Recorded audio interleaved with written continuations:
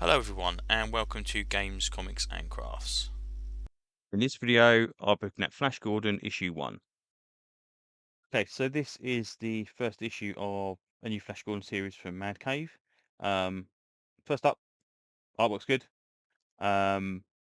They have changed Ming. Ming is this guy here.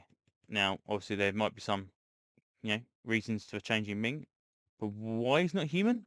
That's interesting. I assume this is Zarkov. Sorry, Zoltar. Zarkov.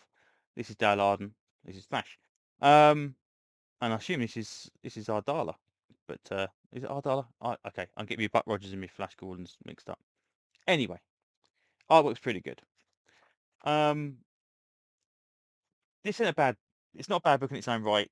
I'm kind of a little bit miffed about it because it is Flash Gordon, and I expected something pulpy, especially with the costume on there looking very reminiscent from the old Buster Crab stuff. Because that's kind of the stuff I'm a massive fan of, the old Buster Crab black and white stuff. There's a lot of blood in this. There's a lot of shooting in this. There's a lot of death in this. So yeah, okay. Anyway, we open up with this robot coming in. This droid apparently injects their prisoners with this feeding stuff, and it turns out one of the prisoners is Flash Gordon, on Planet Death. Uh, it would appear that he's there for killing Ming the Merciless, which is this guy. He apparently dies. This is the only time we've ever seen Ming though. So this is kind of like almost like the culmination of if you're watching the movie of Flash Gordon, this is the culmination of the film. And this is part of the problem with the book I find.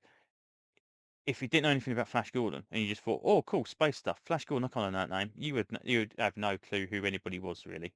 I mean, the guys in the front, I wouldn't know they were who they were, and if I didn't know anything about Flash Gordon, but I might know Flash Gordon by name. And oh, space stuff, okay, that's pretty cool. And I just think it's a weird opening for this.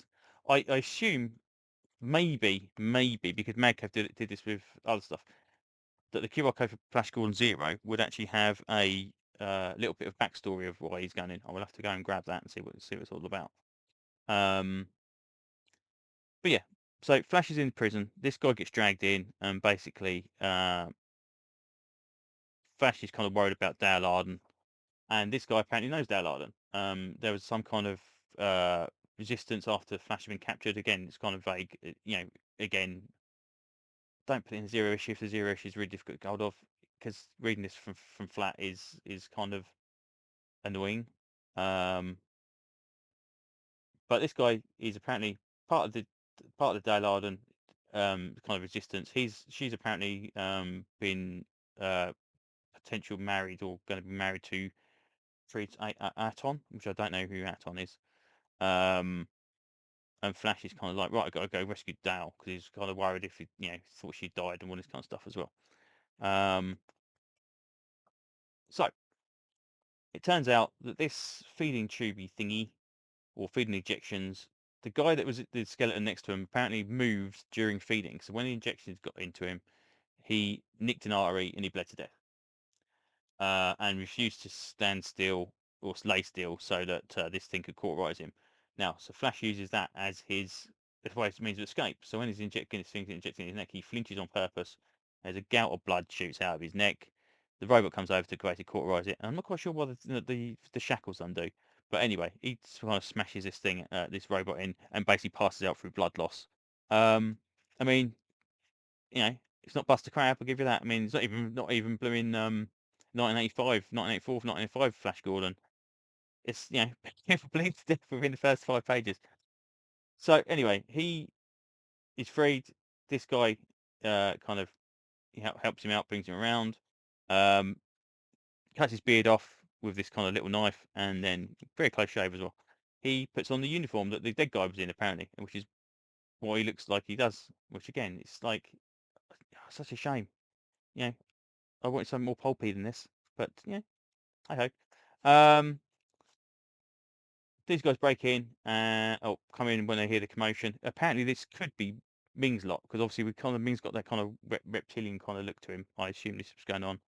Um, the feeding tube's thrown at him, and he's kind of like injected by the stuff. Then shots are fired, Flash fires back. He's kind of annoyed about it. He kind of bounces off his armor, and then behind the guy that's been shot apparently is this kind of storage tank where this squiddy diddly thing kind of erupt out of. And this now proceeds to chase everybody down the room. And again, people are being squished. I mean, the worst thing you got on the Flash Gordon movie was, the injector thing in the tree stump. But people are getting crushed to death in this one, so interesting. It chases them for ages. It chases them for a good long while, and eventually they get onto an elevator. He shoots the elevator from below, beneath them, and they kind of scuttle down into the as they head upwards. The monster is dropped down into the depths of the elevator. Now, this is where it gets interesting. So he's kind of on his way to find Dale. We get Asteroid Mingo. Brings news of Flash Gordon. Apparently, Planet Death has found that Flash Gordon's gone. He can't be accounted for. And so please address me by my proper title, Empress Arden. And as Empress, I command you to find Flash Gordon and bring him to me dead or alive. What the hell happened in that Zero issue? I mean, it's completely knocked the status quo off from anything I was expecting to actually happen in the Zero issue. There's nothing in this that is kind of um the further adventures of Flash Gordon that kind of kind of go back to those kind of pulpy serial stuff. This is like Dale Arden's the Empress. Flash Gordon's been in jail for so long. There's blood everywhere. It's a weird book. Again, it's another one of these modernist takes that Dynamite and Mad Cave and stuff been doing. I mean, when we get to the Dick Tracy review, I mean that's blood soaked compared to what the original was. This is kind of gone the same way. So it seems to be we've gone to that kind of modern take. Everything has to be bloody. Everything has to be thing. We can't just have kind of like fun. I mean, um, in my opinion, the books like Tom Strong and the Starlight from Mark Millar, which Starlight was a Flash Gordon book. They were kind of pulpy in a modern day way, and although Miller's stuff is bloody to the extreme, I think Starlight tends to keep it pretty low down. And Tom Strong was just kind of like adventure for the sake of adventure, pretty much. There was there might have been character deaths and stuff going on in it, but people weren't squeezed to death and eyes exploding out of their heads and all this kind of stuff. It's just a weird vibe to go for Flash Gordon, another modern vibe. Um, but the other interesting thing is we've got the release schedule again through this. So we've got a ongoing series which has got the first 5 issues listed.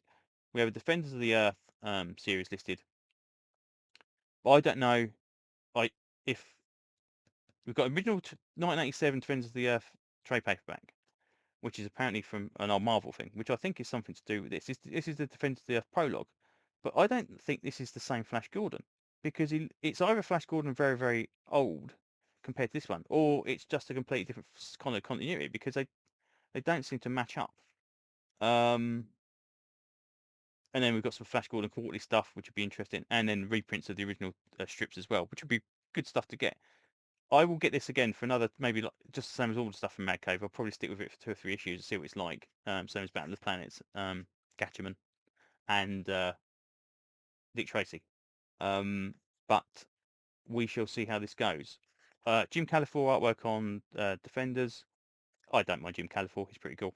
But we'll give that a shot as well, probably. But yeah, that's pretty much it. That's all I want to say about this one.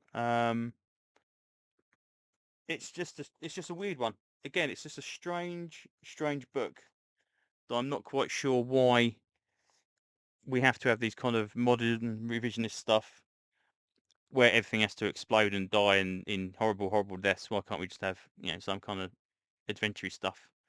And I just think the idea of starting the story effectively where it did, with anyone with no previous knowledge of these characters, would be lost completely. So there you go. Anyway, that's pretty much all I can say about this one. So I will say thank you very much for listening, and hopefully I will see you on another video. Bye bye.